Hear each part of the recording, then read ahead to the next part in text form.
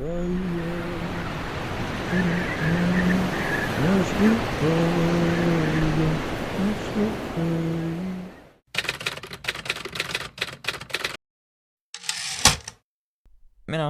olen Markus ja mulle meeldib sport. Nii lihtne see ongi. Kuigi ma pean kurvastusega mainima tõde, et noored tänapäeval aina vähem tegelevad liikumisega, tegelevad spordiga. See on üsna suur probleem. Ja ma tahakski nüüd sellega, mida ma siin praegu teen, et vähemalt üks inimene, kes praegu ei tunne spordi suhtes ennast niimoodi, nagu mina tunnen, hakkaks seda tundma, sellepärast et mina näitan, kuidas mina asju teen. Igastahes, ma võib-olla istun maha. Nagu ma juba ennist mainisin, minu nimi on Markus ja mina näitan teile oma sporditeekonda. Hakkate nägema sellist väikest spordiblogi, mis võtab kokku selle aasta septembri ja see kestab kuni detsembrini. Vähemalt hetkel on plaan selline. Üks eesmärk, mille ma sellega endale seadsin, oli joosta 5 kilomeetrit alla 25 minuti. Selle aasta septembris ma jooksin esimest korda üldse mingil võistlusel. Kuigi ma ei läinud loomulikult aega jooksma, aga ma tahtsin ennast proovile panna. Ja siin nüüd tulebki see, kuidas minu september algas. Ma jooksin mingi selline tunnikene tagasi esimest korda 5 kilomeetrit. Ma jooksin selle 29-20-ga. Üsna okei, aga üks hetk ma pidin kõndima. Ma alustasin liiga kiiresti, aga seda on võimalik muuta. Hetkel ma masseerin siin oma jalga ja ma ennist panin ennast kirja Tallinna maratoni 5 kilomeetri distantsiga. Nii et seda huvitav. See on 2 päeva pärast. Minu ainukene soov oleks mitte jääda viimaseks. Ma suudaks mitte viimaseks jääda, ma arvan, et see oleks päris hea. Ja seega, et ma suudaks joosta terve aeg. Aga ma arvan, et see on võimalik. Aga eks ma näe, mis juhtub. Okei, nüüd te nägite minu kokkuvõtet siis esimese 5 kilomeetri jooksu kohta. Ma arvan, et ma seletasin selle üsna hästi ära. Vaatame, kuidas läks mul Tallinna maratoni noorte jooks, mille distants oli 5 kilomeetrit. Lihtsalt ütlen. Mulle väga meeldib öelda Tallinna maratoni programm. Ma jooksin see aasta Tallinna maratoni programmil. Kõik arvavad, et sa jooksed 42 kilomeetrit, sa jooksid 5.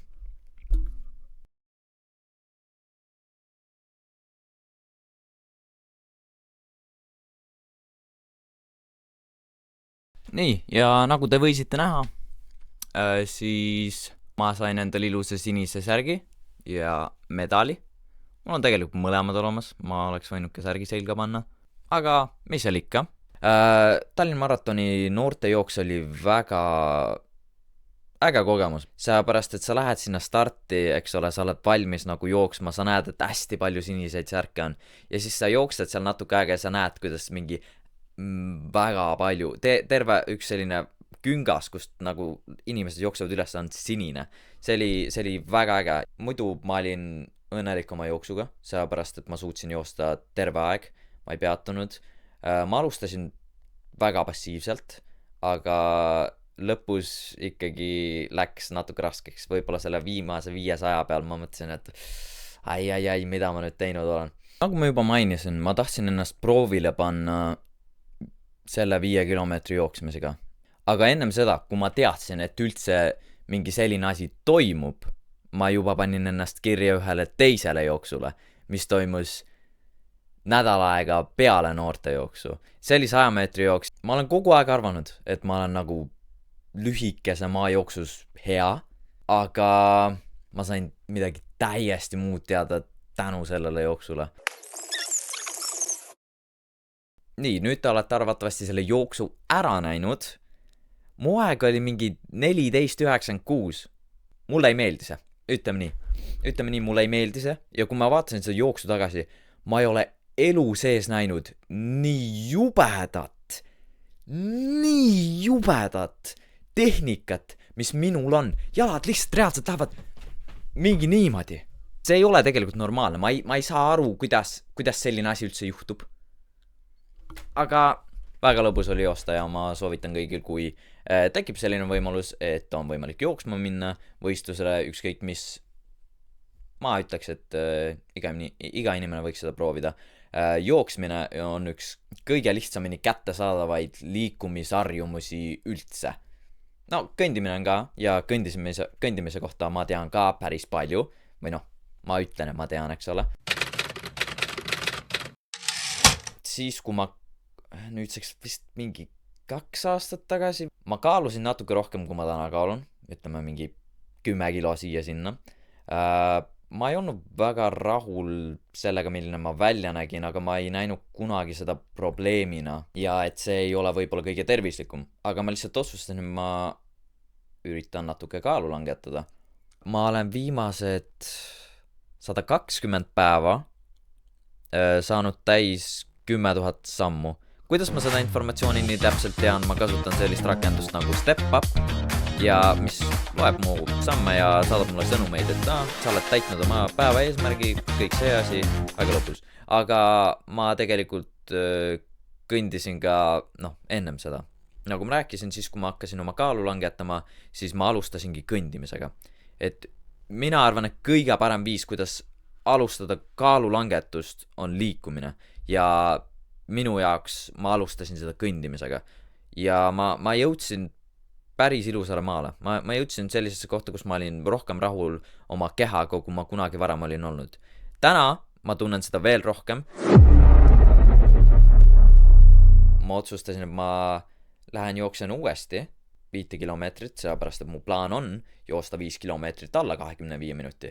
Nii et mida ma pean tegema, et selleni jõuda, ma pean jooksma. Ma läksin ja siin on see, mis juhtus. Tere, kes täna ma lähen 5K-d jooksma. Nüüd järgmise 2 kuu jooksul ma loodan, et ma saan oma 5K aja alla 25 minuti. Ja see ongi kõik põhimõtteliselt praegu. No nii, aga ega siin pikka juttu ei olegi. Juba lähevad jooksujalamid jalga. Sellised päris porised tegelikult. Nüüd soojenduseks on see, et ma kõnnin sinna, kus ma jooksma hakkan. Plaanis oli joosta 5 kilomeetrit, aga ma alustasin strateegiliselt väga valesti. Pigem oli asi selles, et ma ülehindasin oma füüsilist vormi. Juhtus selline asi, et ma otsustasin alustada jooksu kiirelt. No seda oli juba 800 meetri peal tunda. Selles suhtes, et tunne oli selline, et ei tea, kui kaugele nüüd siit veel enam läheb. Ma ei jõudnud isegi poole peale oma jooksuga, nii et ma keerasin ennem poolt ümber ja siis ma jooksin lõpuni. Nii et ma põhimõtteliselt sain 2,5 kilomeetrit peaaegu kokku ja no ma ei saa öelda, et ma ei õppinud sellest jooksust midagi. Ma arvan, et siit see jooks andis ikkagi päris korraliku tagasiside. Kilomeeter 5 minutiga kiirus peaks mul olema. See on minu hetkeseis, aga tõenäoliselt mida rohkem ma peaks jooksma, seda rohkem mul võhma koguneb, seda kauem see püsib.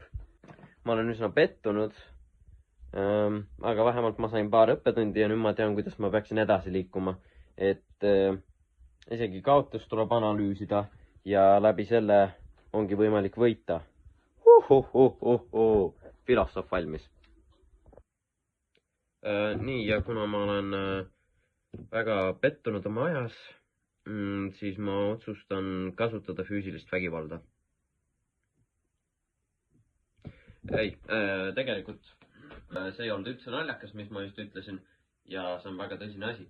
Aga ma ei tea, kas nad ütlevad, et igas naljas on tõde või igas vales on tõde, nad vist ütlevad, jah? Ma ei valetanud, ma tegin nalja, lolli, rumalat nalja.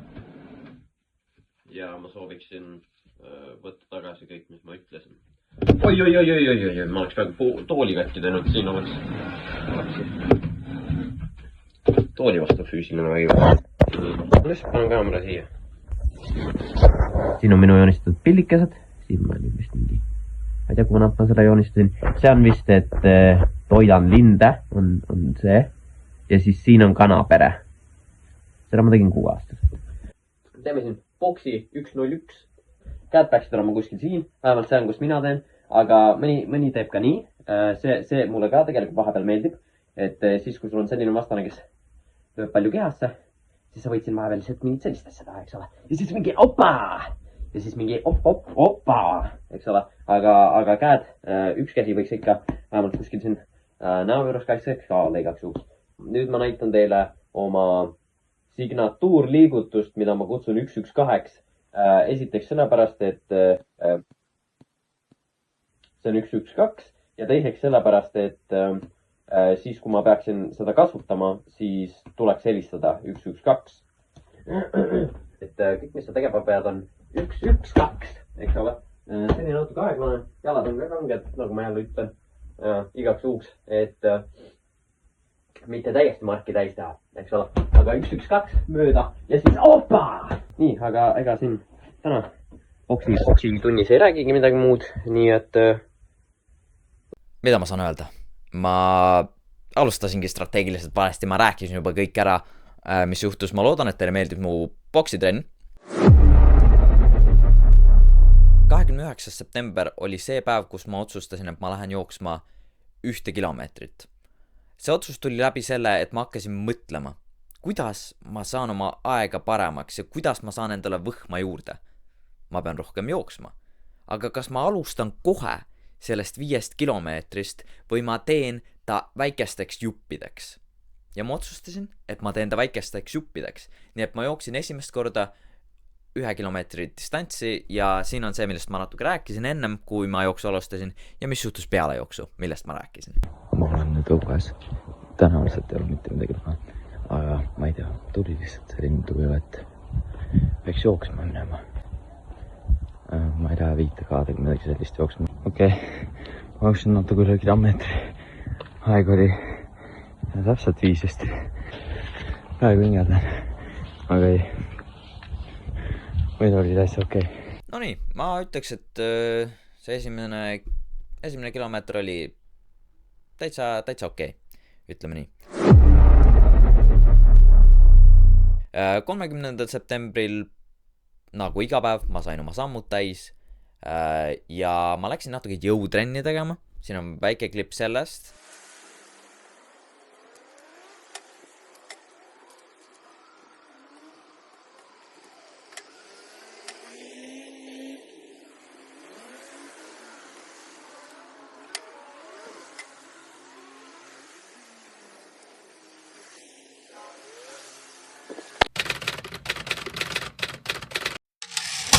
Siin oli siis väike septembri kokkuvõte. Nüüd järgmine video, mida te minu poolt näete, on oktoobri kokkuvõte. Ma ütlen saladuskatte all, et täna on 24. oktoober. On vist või? On jah? Täna on 24. oktoober. Nii et ma filmin seda päris hilja tegelikult, ütleme nii. Aga järgmine video, mida te näete, on oktoobri kokkuvõte. Oktoobris juhtus ka väga ägedaid asju ja endiselt juhtub ja võib juhtuda. Eks me näe, kuidas oktoober nüüd lõpeb. Igastahes ma loodan, et teile meeldis see video. Ma loodan, et te tulete tagasi. Ma loodan, et ma andsin teile natukene motivatsiooni, et minna liikuma. Aga jah, ma loodan, et teil on tore päev ja lehva.